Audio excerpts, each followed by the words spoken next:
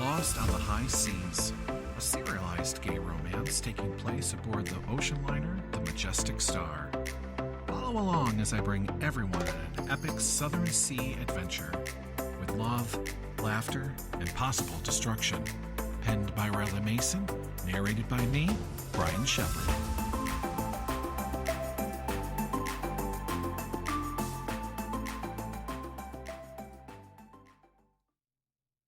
Episode 3, Care for Dessert.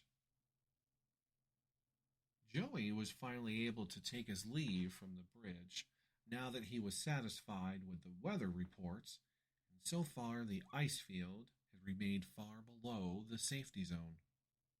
Joey was on his way to the restaurant as he was expected to dine and give a speech at the captain's dinner. Not something he was looking forward to. His gut was telling him not to enter the dining room, as something bad was about to happen. Yet this happens all the time to him when he has to speak in front of people. Shaking it off, Joey proceeded into the restaurant and made a beeline for his seat at the table. Chance could be seen smiling as soon as he saw Joey approaching the table. At least he had some comfort in all of this. After what Chance described as his best speech yet, conversations began to flow around the massive table with various topics and even debates, considering there was a politician at the table after all. Everyone seemed to be enjoying themselves, even Ben, who had been listening to Anita talk the mayor's head off with questions about the murders that happened back in town, down to his re-election campaign, as a rumor was going around. About what? Even still, Brian was all too happy to answer her questions. That is, until a tall, thin, middle-aged woman with long, jet-black hair that flowed past her shoulders and down her back. Ben could tell that she was someone either well-respected or despised. Wearing a sleek, simple black dress and a lot of jewelry, entered the restaurant. For the moment, she seemed to be fixated on the mayor. Now, at this point, everyone in the restaurant was now paying attention, as she seemed to glide towards the table, and as soon as Brian looked up from his plate, the fork dropped. And if Ben heard right, Brian uttered a word which rhymes with which. My, Brian, I didn't know you'd be on this cruise. What are the chances? Oh, and I see you brought your doctor with you. Always a pleasure to see you, Doc, considering I'm still not sure what you see in him, she said as she glanced over to look at Brian, who, for the moment, was allowing her to run her mouth, so when it was his turn to respond, it would be unlikely she would be sticking around. Meanwhile, Ben was floored at the statement she just made, and in front of everyone.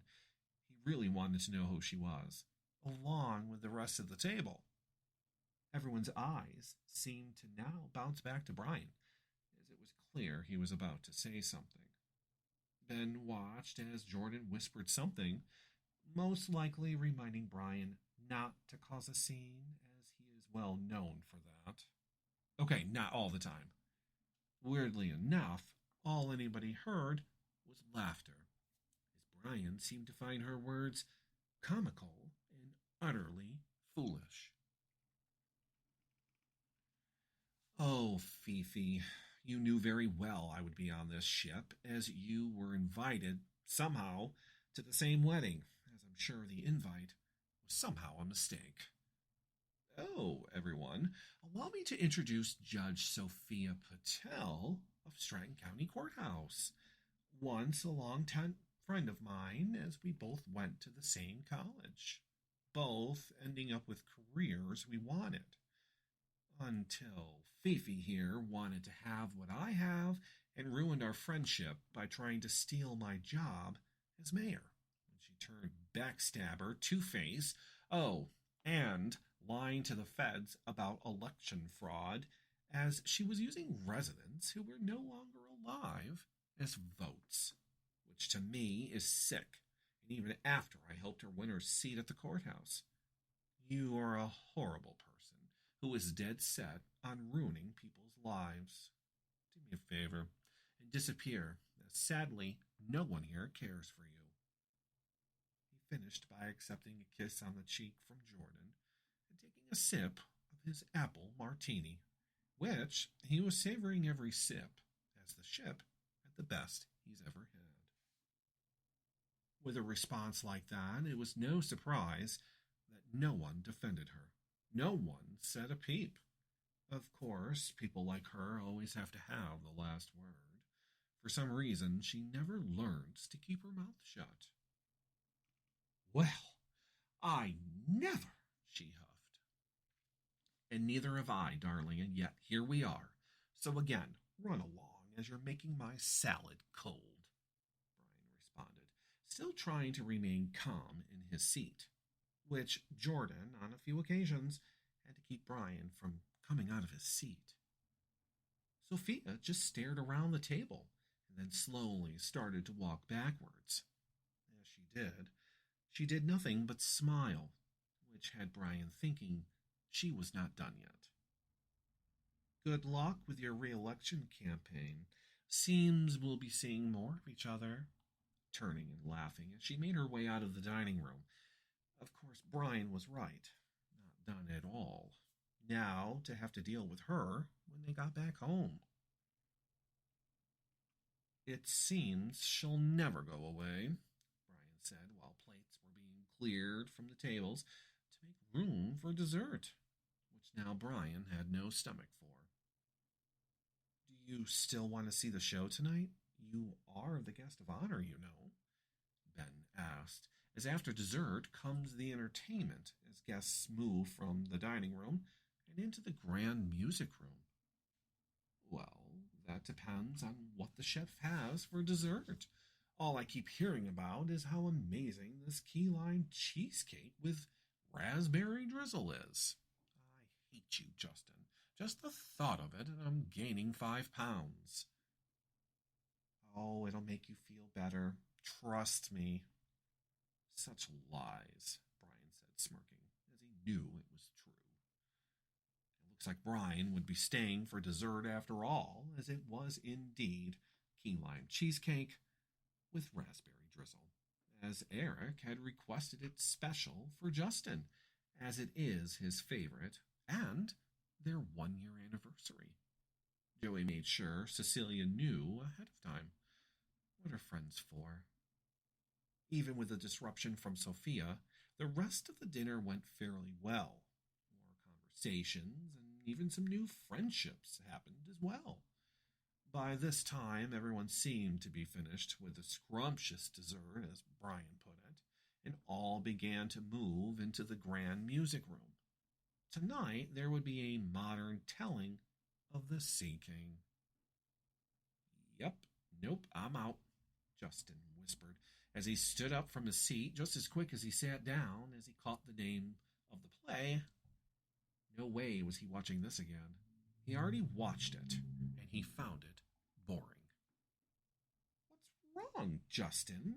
You don't want to sit next to me and keep me company while we endure another showing of this ghastly play? Anita said as she pointed to the seat next to her as she sat down, which was surprising, yet not surprising as it was coming from Anita. No, of course not. And Jesus, Anita, I never said it was that bad, he said as he sat next to her, which allowed everyone else to take their seats behind him.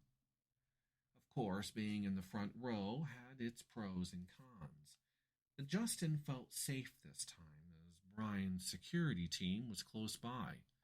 He also had to keep reminding himself that there is nothing bad going to happen, as he could see the unease and chance as well.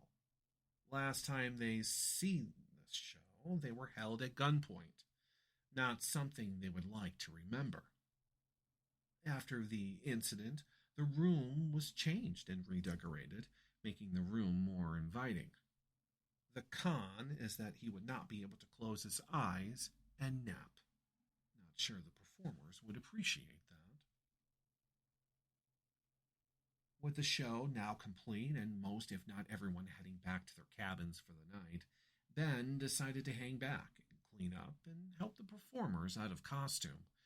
That's when his phone went off. Hi, I wanted to say I hope you have a great day. I'm going to be turning in for the night. Hope you have a great night. I can't wait to see you again. Ending, of course, with a kissing emoji. Brian. What did he do to end up with someone like Brian? Ben's last relationship didn't work out so well, and like the others, the person did not like how much time he was away, which Ben could understand, yet he loves his job and he loves what he does. So, of course, you can tell that when the ultimatum came, he kept the job.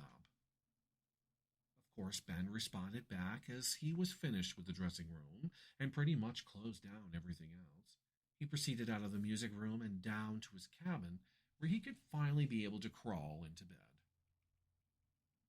I'm on my way to my cabin. I had a great day, thanks. Hope you did too. Have a great night. Kissing emoji.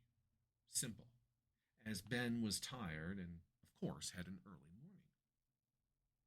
Now approaching the third day of sailing, the Majestic Star was well on its way to the safety zone, which would keep them free and clear of any ice, including the ice field itself.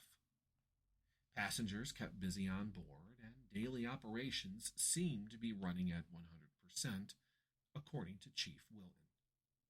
Passengers had made their way from lounging outside on deck to staying indoors using Deck E, which was heated.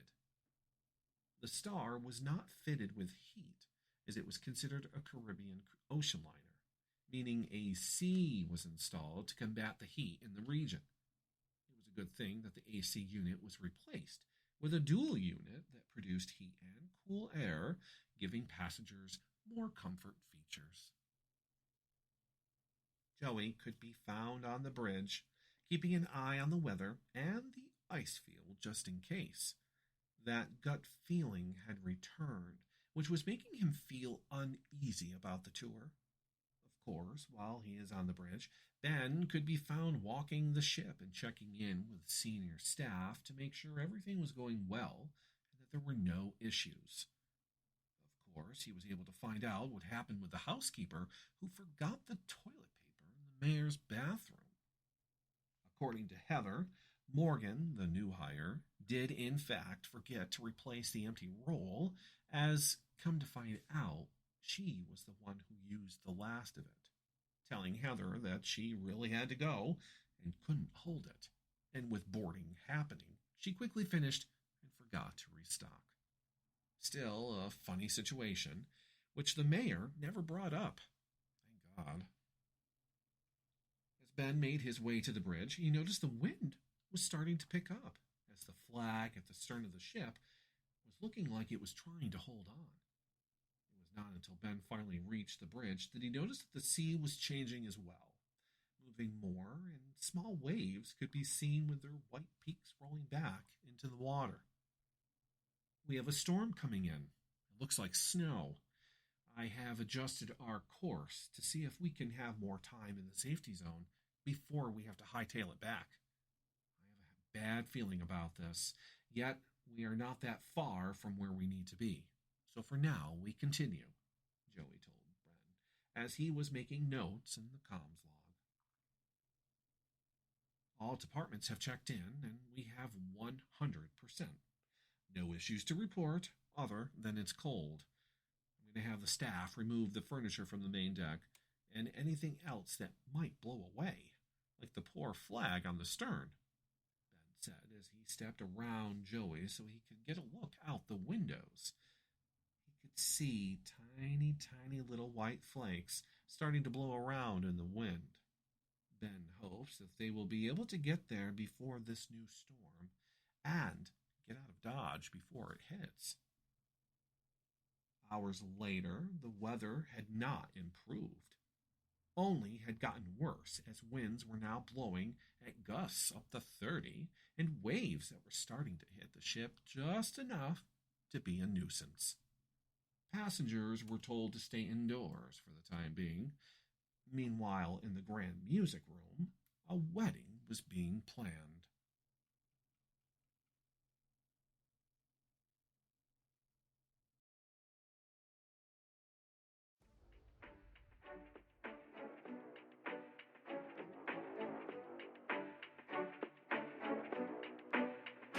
Hey everyone, Rylan here. Just a quick reminder that you can find more information about me and the stories I write by going to my Facebook at facebook.com/author.r.mason. From there, you can find updates, follow me on Instagram, talk to me, and more. Thank you for taking the time to listen and for the support. An R. Mason Media Production. Copyright 2022.